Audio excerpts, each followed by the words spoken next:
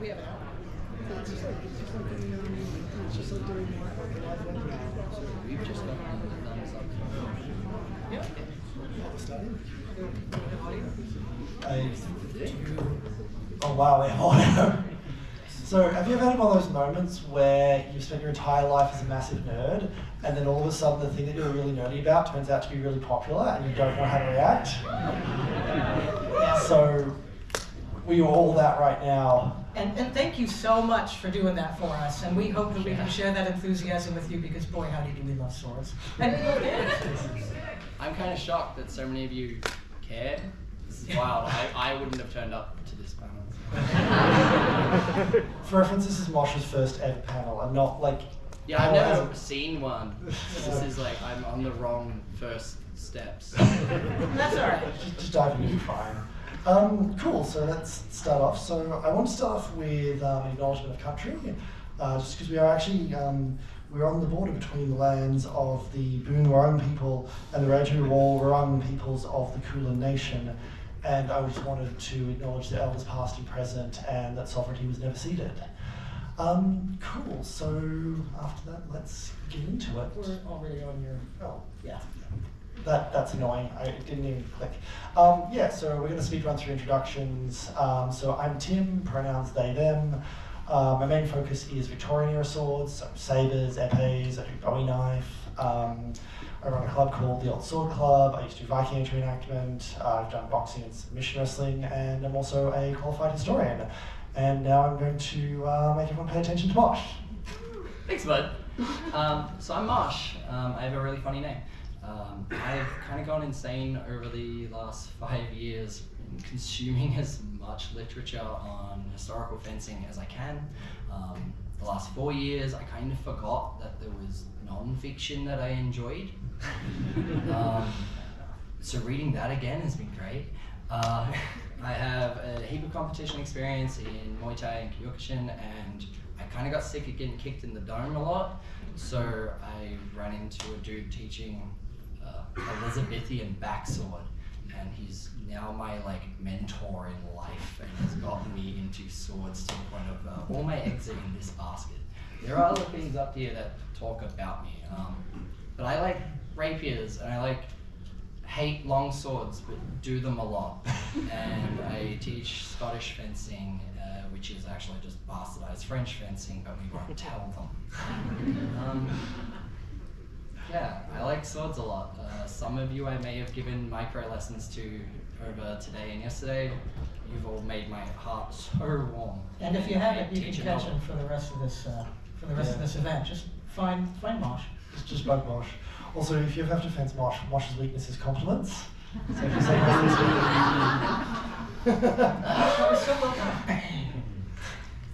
So I would like Lois to speak now. Yeah, so to give you a general, we're giving you an introduction because it's in our nature to make sure that you understand why we are qualified to talk about what we're talking about. So aside from the fact that we're fans of swords and games, we do have an expertise in a lot of nerdy niches, and mine happens to be Spanish fencing, porque yo hablo español perfectamente bien. I'm an editor, bilingual, English-Spanish, have a lot of research background. And we are just a small fraction, a small cross-section of the historical fencing scene that exists in Australia. That's just a little side note. So if you find that you're interested, through this particular panel, if you find that you're interested in learning how to actually operate a real sword, you're going to find that there's a lot of places that can help you out. But you can read what's up there. I don't have to tell it to you. I think we should just move straight on to the meat of the matter. Excellent. So the way this is going to roll is I've got 2 questions that we decided beforehand we want to answer, and then after that we're going to move to audience questions. So if you have a question, most of this will be audience, you guys asking questions, us answering them. So first one was, how has practicing sword fighting affected the way you game? And I'm going to make other people talk now because I've been losing my voice all week. Yes, sick. How has it affected how I game? So I go really neurotic over the meta play of games now because it is so much like fencing. I got really into the PvP for Dark Souls and the Dark Souls series because even though the movements are jank and actually not fencing whatsoever, the way you approach it is so beautifully the same, and going for tricking them into a committed action, which is always a mistake. You don't make people commit to things. It's always... commitment in good things, but like, yeah, tricking people into a committed action and abusing them for such, because then they're stuck in their animation, which is huge parts of my fencing. If I can trick you into thinking you're gonna win, beautiful. I got something to actually work with and win. That's sick. Fencing is a game between liars. Yeah, sometimes I do sport fencing, so like the martial aspect is fine and over there to me. But I like playing fighting games for the same thing, starting off with really short frame attacks, things that don't keep me stuck in a attack animation, so that I can actually have maneuverability and countering options, which is exactly how fencing should go. So that's how it's affected me. I just go straight to the meta and everything I touch, because that's fun to me now. Which is interesting, because that's sort of the same case for me too. And in addition to all the other stuff, I got an MFA in playwriting. So when it comes to narrative, whether it's interactive narrative in a game or it's stage narrative like stage combat, you always have to make a balance between reflecting the accuracies of a fight, because you want a fight to be believable, and making an interesting set of events happen that forwards either the plot or character development, hopefully both. So for me, what practicing sword fighting has done, it's been an arc, right? So once I started to actually learn how to use a sword, I'd play games and I'd be like, this isn't like actually using a sword, I don't like it, dumb. And then, you know, it's kind of like the beginner mind and then that middle mind where I'm like, well, no, I understand there has to be a kind of balance. And now I've gotten to the point where I can actually enjoy fun for fun's sake. Like, you watch Geralt spinning around like a maniac. First of all, it's a good thing he's supernatural, because nobody has endurance like that, even if you've got a little bar. And secondly, you know, I personally wouldn't be doing all those spinning attacks, because I know I can't move fast enough to cover my back if I'm turning around with a weapon. But Geralt's supernatural, he can do it. So that means, beyond knowing how to use a sword, it means that I can actually live out my own hero fantasies in a character or a body that can do things that mine actually can't. That's cool. So, for me, I've actually started using the way I train sword fighting. Sword fighting is a relatively new, or like historical sword fighting, the study of old manuscripts is relatively new, and a lot of us who do it are to some degree self-taught. And so I've started using the same techniques I used to teach myself to sword fight to be better at gaming. So I've been recently playing a lot of Valheim. And because in Valheim you are a horrible, terrifying nightmare person who exploits the landscape, we actually made a farm for a particular type of enemy. So we just trapped one of their spawners in a fortress, and so they spawn and come out, and then we kill them and harvest the resources, because we are the worst. But I actually used that to train the combat mechanics, where I'd go in and I'd pick a particular thing I was going to work on, whether it's the block mechanic or working out how long the reach of each weapon was. And I would just practice that over and over and repeatedly kill these Viking zombies over and over until I got really good at that particular mechanic, which is exactly how you learn to sword fight, is you pick a particular thing to work on, and you just work on it over and over with minimal possibility of failure, and you get very good at it. So interestingly enough, like, we can flip that question on its head. How has gaming affected the way that you practice sword fighting? And it's nice to see that they do interfeed. Oh yeah, and particularly my teaching strategy for sword fighting is actually built off game design. So the way I teach sword fighting is you start with a simple explanation of, here's a really simple thing. Now here's a puzzle to solve with it that's really, really easy. Now here's a slightly harder puzzle. Now here's an even harder puzzle. It's a bit more open-ended, but you know how to do things, so go do them. And that works really, really well compared to the traditional model of teaching, which is just to tell you how to do things and then tell you more when you don't do them the way I told you, because it's a lot more engaging and fun and creative. And one of the ideas I got from role-playing games was don't try and play to win. Try and win by playing and having the most fun as you can as you go. And if you take that to sword fighting, I mean, it does make you a much, much better sword fighter much more quickly, but it's also just nicer. It's a lot more fun. Yeah, the exploratory aspect of both games, like learning the combat mechanics of a game can be its own exploration, but also the conversation that you have with an opponent when you're fencing. To me, it's a conversation, especially if I've got somebody who's willing to play with me. There's that communicative dynamic that happens in both games and in actual on-the-floor fencing. Yeah, I get that. My favorite things in the world is fencing people who know a little or a lot, and seeing how their personality sits into it and how they approach it. Especially if I find someone who's very okay with nicking me in the fingers, which is a hell of a play to do. Where fencing, whack. Hand snipes are both absolutely favored by people or absolutely abhorred by people. You're not going to find a middle ground. I adore that because it usually means that, oh, you want to play the whole damn game. Sick, let's go. It brings me so much joy because then I can let loose and I can trust what they're doing is honest and true, which is really beautiful to me. On the other hand, I fight with a cup hill. You're not touching my hand. I can try, and I will. Alright, so the second thing, and this is the thing that I get asked by gamers a lot, is which games get sword fighting. I didn't want to say right because sword fighting you don't have right answers in sword fighting so much as every answer is wrong, it's just a question of degree.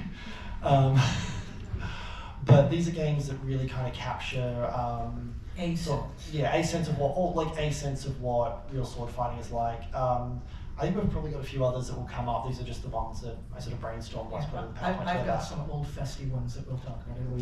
How exciting. The big one is Hellish Court because it was designed by people who do historical fencing. It's built around having realistic sword movements in a game. So all of the motions are motion capture from people who do the same thing we do where we're exploring historical sword fighting, but lots of different styles. What's really cool is they've even started including North African styles, which is one, just awesome because African sword fighting is really cool, but two, it's just kind of nice because a lot of medieval games tend to think that historical Europe was a lot wider than it actually was. But yeah, at the same time, it really shows the limitations of having real sword movements in a game in that the camera mechanics are built around showing you those movements, which really, really limits what you can do with the game. Like it is a one-on-one fighting game because the camera won't allow it to be anything else. And the camera, like if you watch the camera work, it's really cool, but the camera will move so that you can see what your character is doing the best, which is just bad. It's very much duel oriented. It's specifically around the combat between two people and featuring how the weapons behave. Yeah, cool. And so the next one, and this is one of my favorite games, so this is why I'm talking about it, is Mountain Blade Bannerlord. Of course, because it's my favorite game, I screwed up the name. But this kind of takes the same thing as Hellish Court, where it aims for realism in that you have like directional attacks, so you have to parry and defend in attack and defend from different directions. Maneuvering is really important. Reach and distance are really important, but the actual techniques are not realistic because in order to have mass combat or group combat or combat in a building and terrain and do all the things that you want to get out of a simulation that we can't do very easily in real life, you have to view the character from behind, and most real sword techniques, to keep the sword in front of you and to keep yourself covered, mean that they wouldn't be visible from behind the person's back or wouldn't be very obvious what they're doing. Yeah, even if you did it over the shoulder isometric, it would look weird. But you talk about one of the things that I find really interesting about Bannerlord, which is, I've done a number of different kinds of fencing styles. I understand what it means to block high lines and low lines and things like that. The mechanic that's used in Mountain Blade, which in theory, is completely intuitive. You use your mouse to move your sword to where it's going to begin its action. So if you want to block a shot coming to your right-hand side, you're going to shift your mouse to the right. I cannot wrap, my body just refuses to cooperate. I can't get that done properly. If you put a sword in my hands and you have somebody throwing attacks at me, you know, I'm fine. I know what I need to do to bring my arm at the correct distance and to bring it up at the correct time to stop an attack from a given angle. But this theoretically very intuitive and very clever method of trying to impart the idea of what it means to manipulate a weapon to protect yourself in space, I can't get. Yeah, it's weird. It's like, and the way reflexes transfer. So that was Dark Souls, which was Mosh has already mentioned. So, is there anything more that you want to cover about like the meta of Dark Souls? I don't know. It plays a lot of the parts of reach and setup and putting diametric choices on people. Do you get hit by a spell that is slowly going towards you, or do you roll away from it so I can hit you at the end of your roll animation? Stuff like that. Those diametric choices that you force upon an opponent is some of the best moments in fencing to me, where you crush distance, sit here and go, I'm either going to stab you straight up, or you're going to try and parry, and I'm going to go straight through your parry bar. Which one is it? And you watch the brain tick over and it's like, oh, you did nothing, done. Right? Yeah, and that moment of decision is a huge deal both in actual fencing and in game. You have to decide what you're going to get your character to do. Now, I've got 3 other games that are not on that list if we want to discuss them. 2 of them are old, and I hope somebody's going to recognize them. Alright. So the first one is called Kengo, Master of Bushido, and it goes all the way back to 2001 on the PS2. And I absolutely loved this game because I was studying Iaido at the time, and it reflected reasonable Japanese sword actions. You know, you had the correct guards, you had your kasumis, you had your hasos, and they chained actions correctly. I never could get far in the game because my twitch reflex is garbage. But if you hit the right keys within the right spaces of time, your character would accurately move through the actions of a given sword style. And the sword styles were fictionalized, but they matched different personalities of school sword styles. So I studied 2 very different ones. One had a very long sword that you had to pull the saya back to draw, so you come all the way out and you start with an opening cut. But the other one that I studied had a tiny sword, and you did a lot of actions with just bringing your forearm first and doing a major long profile cut. And that kind of difference in personality was visible in that game. So I recommend looking it up. I don't think there's an emulator that runs it, but it's worth looking to see if you can. The second game was an arcade game, and I found it, there was an arcade in Times Square, like 2002, 2003. And it was a game called Blade of Honor. In Japan it was sold as Tsurugi. And you played it? Yes! I'm so glad there's somebody else here. You know what I'm talking about, right? So it was one of the very first light gun style games, and it gave you a Scott. It gave you the handle of a katana with a little light meter here. And then it had pedals that you could use to change your stance. And if you held your sword in like a proper hasso guard, it would block the shot coming at you. And if you put it over here, it would block the shot coming at you. Because of the Iaido stuff I was learning, I was actually much better at that game in the beginning than many other people were. Which I dream of that game still. That was such a cool thing. Apparently you can find, there's one in Western Australia for like $3,000. And if I had the disposable income in the space, I would do it. So are we starting a Give Lois Money fund to collect I already have a Patreon if you're interested in the translation of Spanish fencing texts.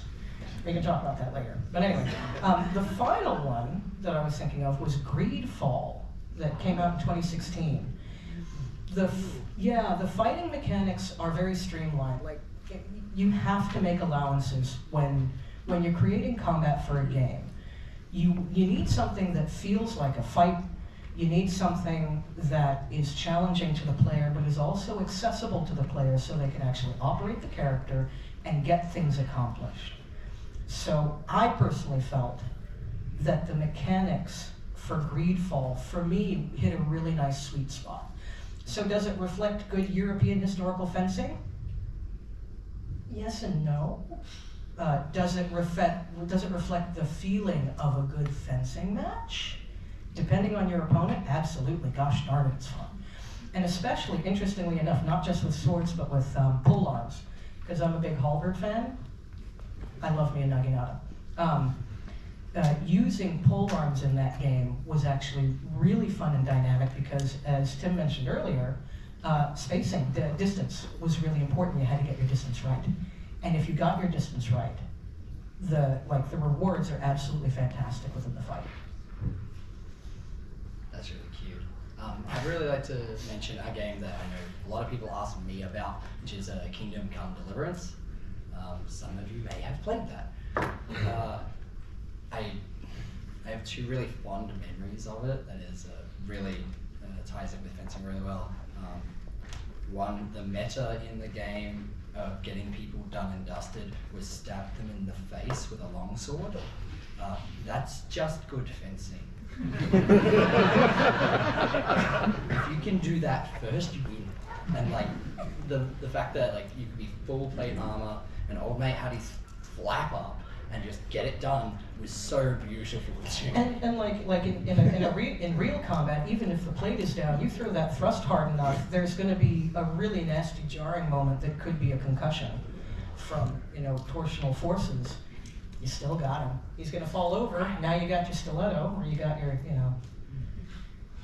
The other one was where they had a tournament in the game, and it was very similar to Modern Bohurt.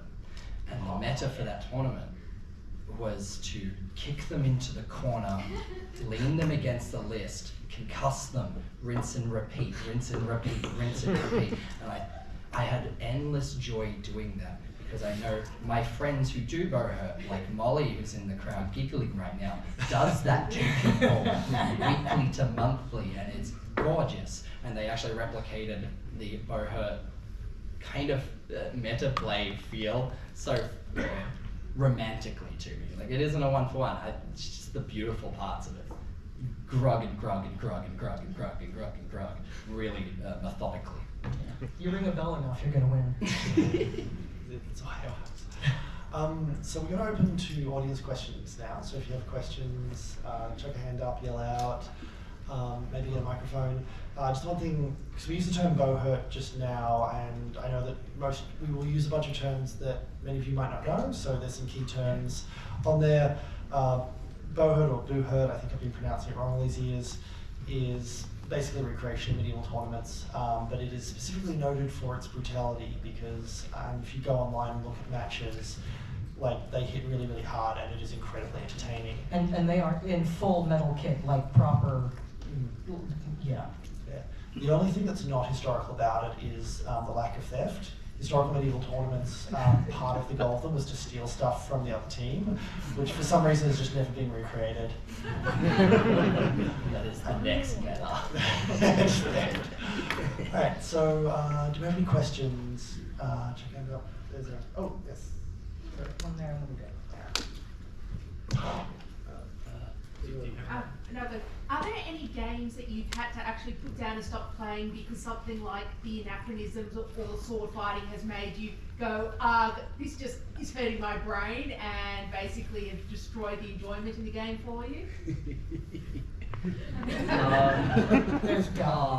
When I was a bit more of a white belt in my hobby and I was a little less accepting of it, the Devil May Cry series gave me the shits. Now I enjoy it for what it is and I'm not an elitist tit about it. But, yeah, that definitely was like, what did you do? That's just dumb. I grew out of it. For me, it was the For Honor series. And that's probably just like a personal, right? Oh no, controversial. That's probably just personal taste and my ability to play a particular kind of game. But it just really got on my nerves that I felt like I would make an action. I would form an input with my hand, or it came with my whole body, getting annoyed with the game, and it just wouldn't respond as I felt it should. So is that a misrepresentation of the actual physical martial art, or is that just, latency inputs where I need better hardware or whatever? But that's one game where I just had to be like, no, this is really getting on my nerves.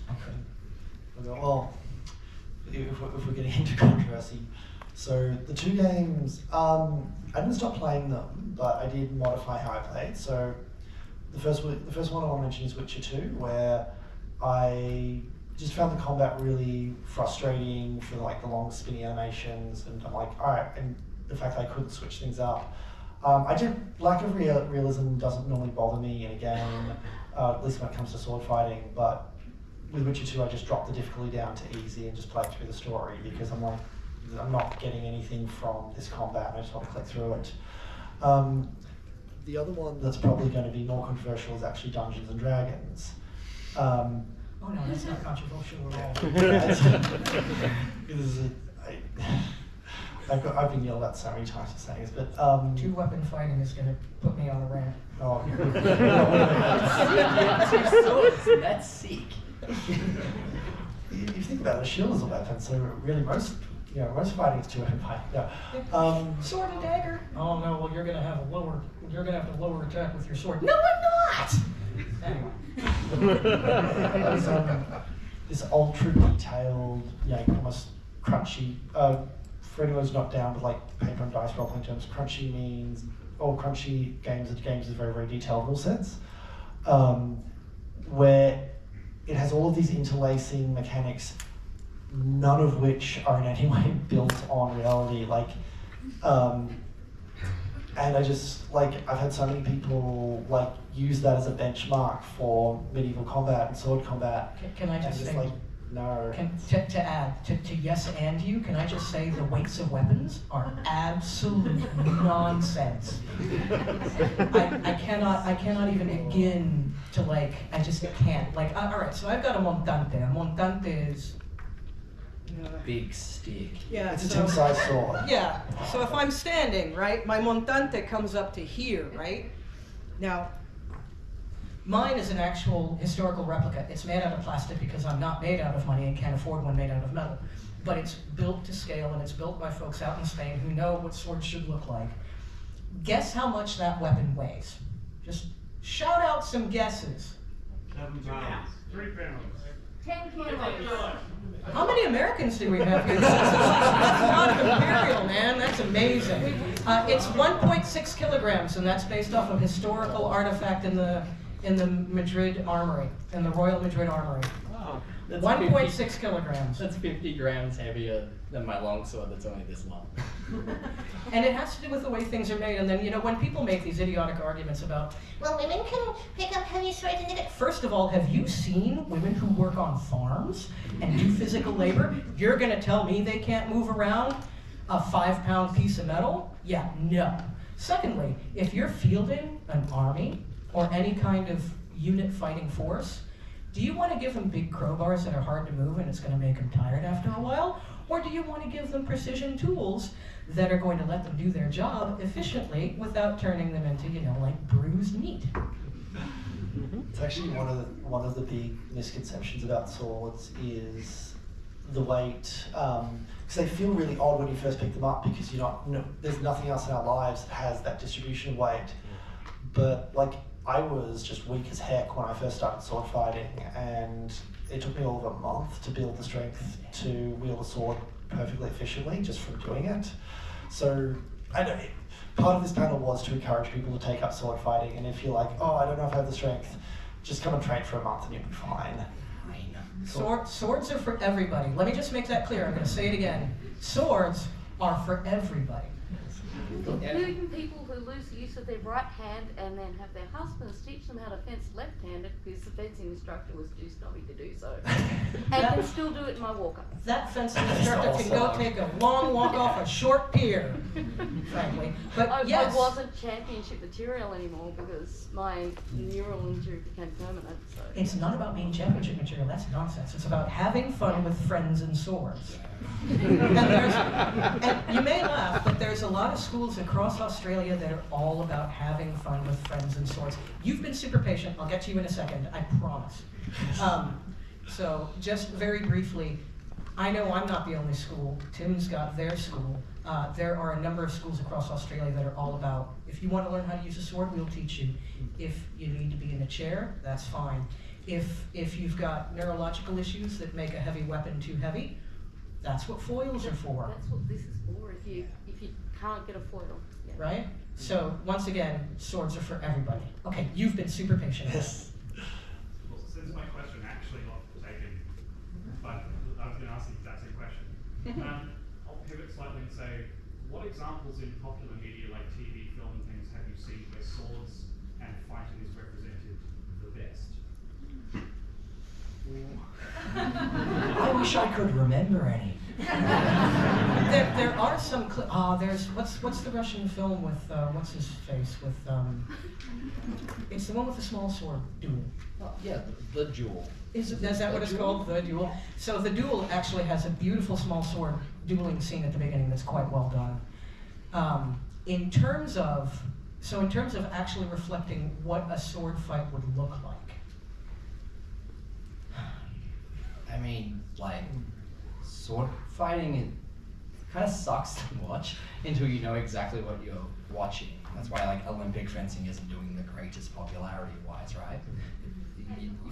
It's too fast, and you don't know what's going on. So to actually create a beautiful narrative and to have it as a part of a media way of conveying a story, it can't be a fencing match. A good thrust down Main Street is 90% of things, and it's done. Weirdly enough, there's a lot of old Errol Flynn films that are really, really good representations of old school sabre. And when they were filmed, there were still people around who had learnt proper combative sabre with, the sort of, 600-700 gram sabres that I use. And all they did to get them to work is they just trained the actors for months until they were good fencers. But those are the And the original Zorro. Yeah, Original Zorro. the old school ones where they got fencing masters to train the actors to be good at fencing, are pretty good representations of what saber fencing is like. And two things. That includes The Princess Bride. So Thank the beautiful fight in The Princess Bride is not a good rapier fencing match. It's not rapier fencing because rapier fencing is all about working a very small area to try to get around your opponent's weapon and then put your weapon through a major important part of the body. Their fencing fight is a good classical saber fight. And the reason that these stage combat fights, particularly filmed ones, tend to rely on saber is because it's a lot flashier. It's dynamic, it's brave. Right, it's a lot, I'm gonna stand up and I'll shout, right? So I can project, So having two opponents who are just doing this, trying to clear out something in this, general area or maybe the head, can be really slow and boring if you're not accustomed to looking for the small things. But if you're doing a saber fight, look at all this wonderful moving stuff. You should be demoing this part. I'm not a saber fighter. But if you're looking for films that reflect good sword fighting from Japan, take a look at most any Akira Kurosawa film, because Toshido Mifune was trained. He actually knew what he was doing, and most of those fights are over in 1 to 2 actions, which reflects the reality of that kind of particular sword combat. The stare down is real as well. I've had someone do it to me and it is freaking terrifying. That gaze is called Metzger, and if you can cultivate that, you can win a lot before you even draw a sword. The other side of that is walking into a bout, dancing. That's a Miyamoto Musashi thing. You walk in with a good little jig. Yeah, They that's start it. with the good little jig, and they've already said bout or fence or fight. And then old mate doesn't realise that you're just getting closer so you can poke him in the snars. Click, done. Alright, cool. Yeah, that's my points. That's very much that's a Musashi thing. Doing things that your opponent doesn't expect or thinks is disrespectful. You laugh, but it's true. Yeah. All right, we have a bunch of other questions, so I'm going to let somebody else call out. Cool, I had a question sort of midway. Alright, we're getting a mic We've got a handed mic. over to old mate. Alright, cool. Yeah. Hello there. You've mentioned a lot of different values that you idolize and like to see in games. What values do you want to emphasize the most in games and or media? What values of sword fencing do you want to see emphasized? It depends on the game. It depends on the narrative, yeah. But if you've got an example, like I can sort of give a bifurcated answer. It depends. Like if you take a typical Dragon Age game, the magic of a Dragon Age game is not that one-on-one combat. It's it's having your team and stuff like that. But for something like Greedfall, what I would like, if I were trying to engineer a game, and I have done some game design, but not much. I'm much more on the narrative side of things. Is emphasize special actions that are particular to a particular philosophical approach to fighting, or a particular national approach to fighting. So, for instance, there are many different ways to use a rapier to fight. I personally put most of my study into a style called La Verdadera Destreza, which literally means the true skill, because the Spaniards aren't arrogant or anything. And it's very much a fight that's done from a very upright posture with the weapon held out far, so I can basically keep the dangerous thing away from me, and I don't want it near me. So if I'm fighting, if I'm being Spanish, then I'm probably going to fight like this, and I'm going to be seeking some kind of advantage. I'm going to be moving off the line to try to catch the opponent's weapon, get them to do something that I want them to do, and then bang, I've got them.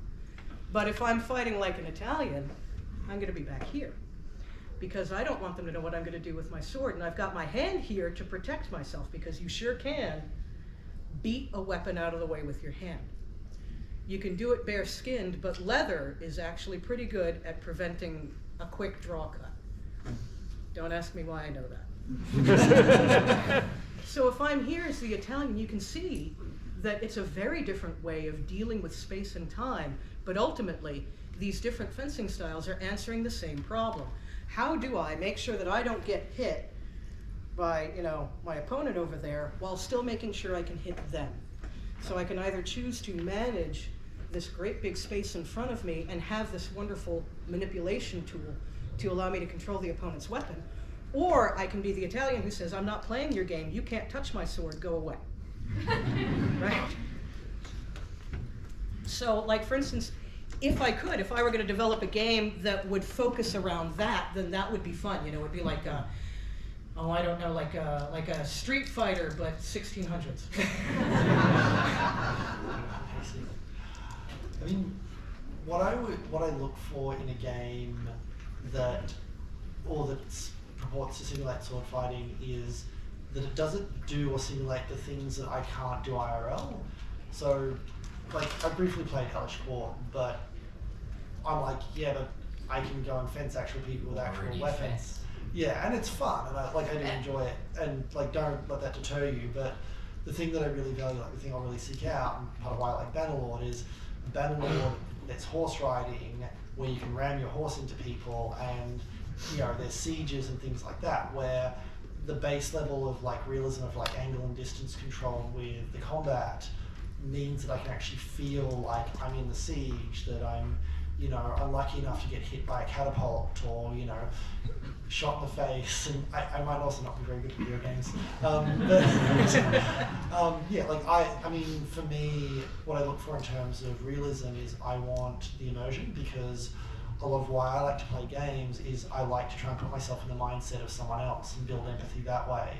So I like that, I like base levels of realism as a reference point, and then things that are believable that I can't know if they're not, well, hypothetically I could know if they're believable or not, but would prefer not to in the rest of the game. Like I like the sieges, I like, the doing sword fighting in weird places where I don't have to worry about getting sued by a landlord for breaking lights.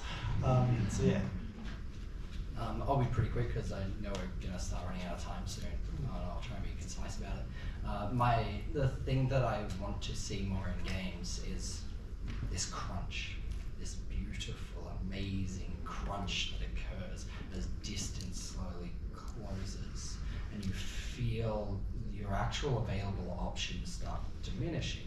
When you're far away, you have a bunch of options, and everything is free, and everything's okay, and you feel safe.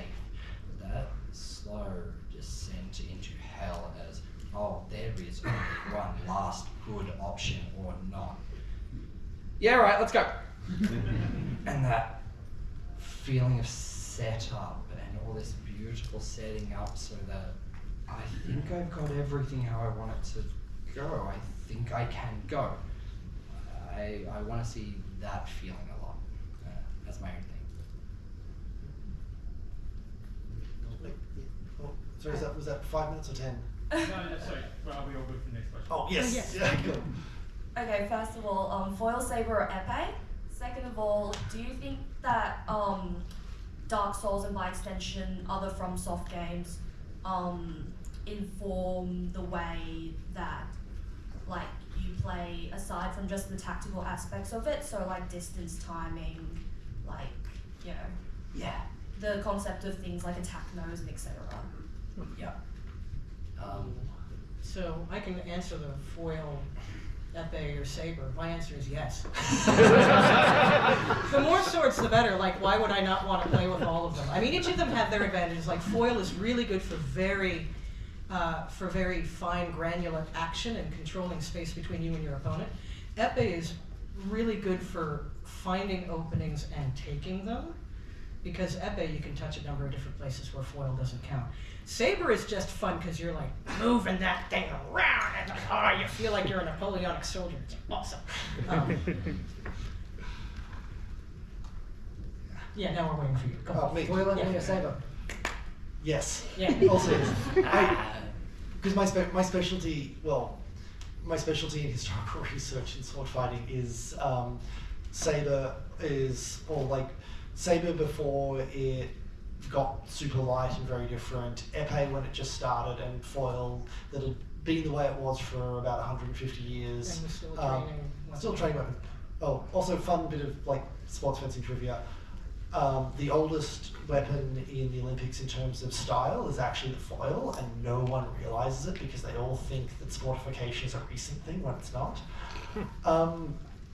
Yeah, in terms of from software games, I always like, because so many games I approach in terms of distance and timing now, it's sort of, yeah, they all feel like Dark Souls particularly feels really real to me, although that's also because the way I've always approached like From Software games is to see them as immersive and go, right, what would I do if I was actually running through like an abandoned building filled with undead and traps and death?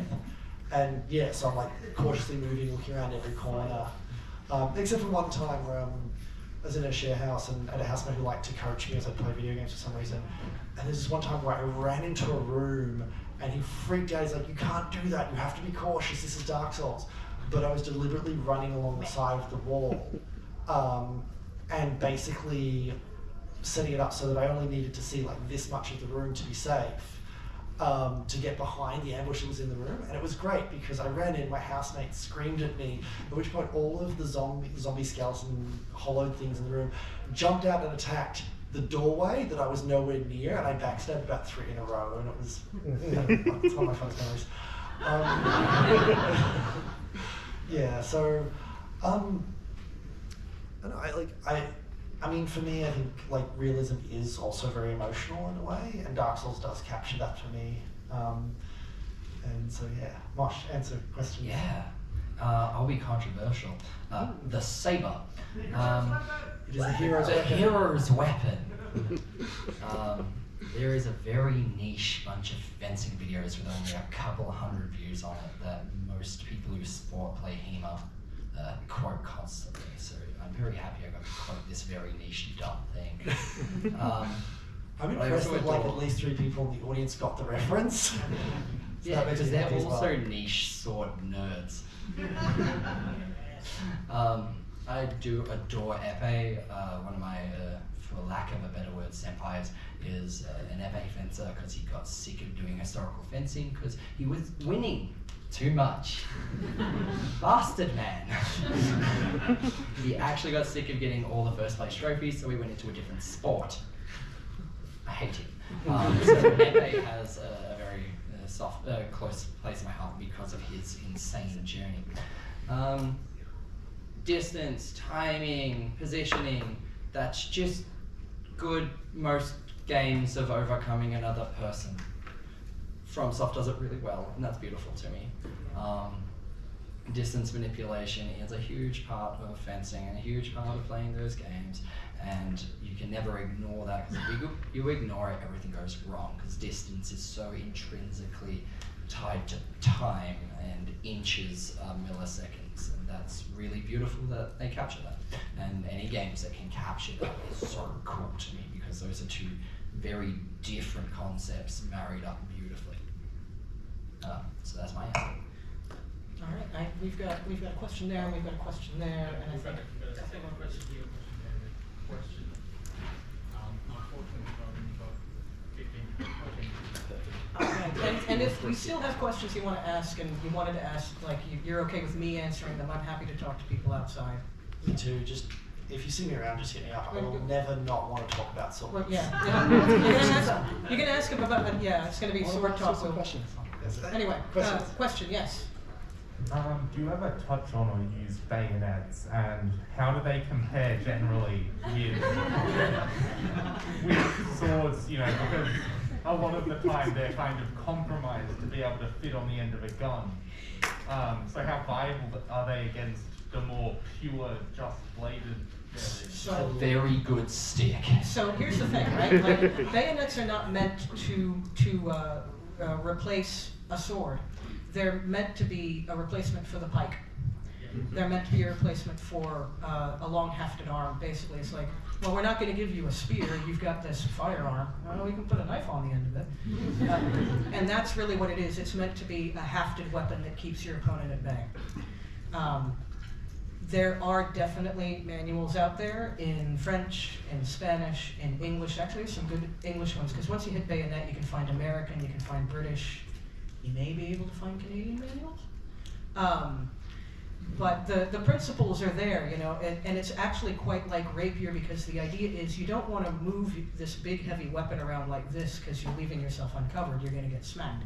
So it's very much a control the space between you and your opponent, push their ouchie offline while you get your ouchie into them. Since we're being weird enough, the sword versus bayonet debate, it kind of pops up today, but it was a big one in the 19th century, whether or not the sword was the equal of the bayonet, or if it was, or if the bayonet was actually superior because it had superior reach and also superior weight. I'm very much in, having looked at a lot of the sources to discuss this, I do think that they are definitely equals, but you know, this is a discourse.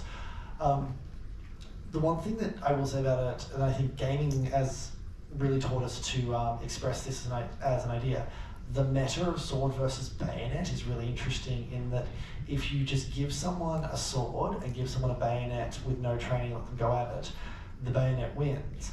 And then if you take those people and you give them some actual training in the use of the weapon against the same type of weapon, the bayonet still wins. But if you take the swords person and spend, you know, an afternoon teaching them anti-bayonet tactics, if you don't also then do the same with the bayoneteer, the sword wins. And then if you do the same with the bayoneteer, they are equals. And yeah, this was a long debate, but you can see like who believes what based on if they have good specialised anti-bayonet techniques. So we're going to still continue taking questions briefly, but I want Tim to please switch the slides. We've got some information. If any of this has piqued your interest in learning about historical European martial arts, LARP, HMV, take a look at these links. The QR code takes you to a magical page Yeah, it's got all that the. Tim kindly put together for us. I was slightly biased and gave preference to our clubs. So if you want to train with us specifically and you live in the East Coast, a major city on the East Coast, Yeah. come along. Incidentally, like all of our clubs are super queer friendly as well, just beyond normal, just efforts at inclusivity. So yeah, if you're a queer person who's like, ooh, I'd love to do sword fighting, but it might seem a bit macho, definitely come and hit us up. Yeah. We are definitely the clubs for you. And we currently, I'm not sure how these links work, but if you go to the Brisbane School of Iberian Swordsmanship, bsis.club, and you're not in Brisbane or you're looking for something that's not Spanish rapier, send us a message anyway. We can help you find what you're looking for. There is a database of, or there's a link pools of different types of historical sword fighting and lists of all the clubs around Australia on the website. So if you follow the QR code, you will find something near to you, or alternatively, you will find someone that does distance. Let's try and get more questions done. Yes, Yes. let's do that. Yes. In like a lot of games that are in modern day, you have like these really big swords that just seem disproportionate with weight and balance. Do you think in real life someone could use or learn to use one of those swords? Are we talking Final Fantasy type swords? Yeah. My entire spinal column says, "Oh, please God, no." Unless they were made very, very light, if we imagine unobtainium or adamantium or something, where you can get a very light, sturdy substance that can hold an edge. There comes a point where it's all physics, because human beings are levers. We're made up of a bunch of different levers, and we have actuators in our core and in our extremities, and there'll come a point where a weapon is just too unwieldy. So for instance, Tim, who's about a foot taller than me, they'd be able to manage a longer weapon than I would, but I might be able to manage a heavier weapon because I'm built more like an American linebacker.